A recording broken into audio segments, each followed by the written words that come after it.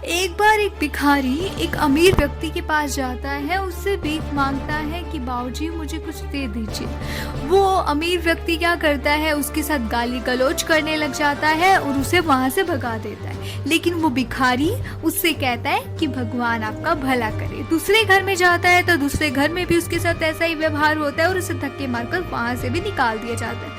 जब वो तीसरे घर में जाता है तो वहाँ पे जो मालिक था वो किसी काम की जल्दबाजी में था, उससे भी वो भिखारी इसी तरीके से कहता है कि बाबूजी कुछ दे दीजिए। लेकिन वो व्यक्ति क्योंकि जल्दबाजी में था तो वो उसकी बात नहीं सुनता और उसे सीधा धक्का मार देता है, जिससे उस भिखारी का सर एक पत्थर से टकराता है और उसके सर से खून आने लग जाता है।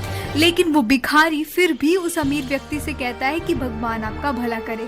जब वो अमीर व्यक्ति उस भिखारी की इन बातों को सुनता है तो उसे बड़ा अचरज होता है। वो सोचता है मैंने इसके साथ इतना बुरा किया, लेकिन ये तो मेरी भलाई की बात कर रहा है। भिखारी वहां से जाने लगता है तो अमीर व्यक्ति क्योंकि अचरज में था तो वो उसके पीछे पीछे चल देता है।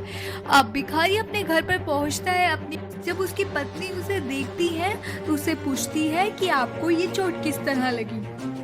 तो वो अपनी पत्नी को सारी बातें बता देता है। अमीर व्यक्ति सारी बातें सुन रहा होता है तो उसकी पत्नी कहती है कि आपने फिर कुछ कहा क्यों नहीं। तो वो भिखारी कहता है कि तुम्हें याद है कि हम भी एक समय पे बहुत अमीर हुआ करते थे, लेकिन एक बार एक भिखारी जिसको हमने अपने घर से भगा दिया था, उसने हमें बद्दुआ दी थी कि तुम भी मेरी तरह एक दिन गरीब होगे, तुम भी मेरी तरह एक दिन पैसों के लिए तरसोगे।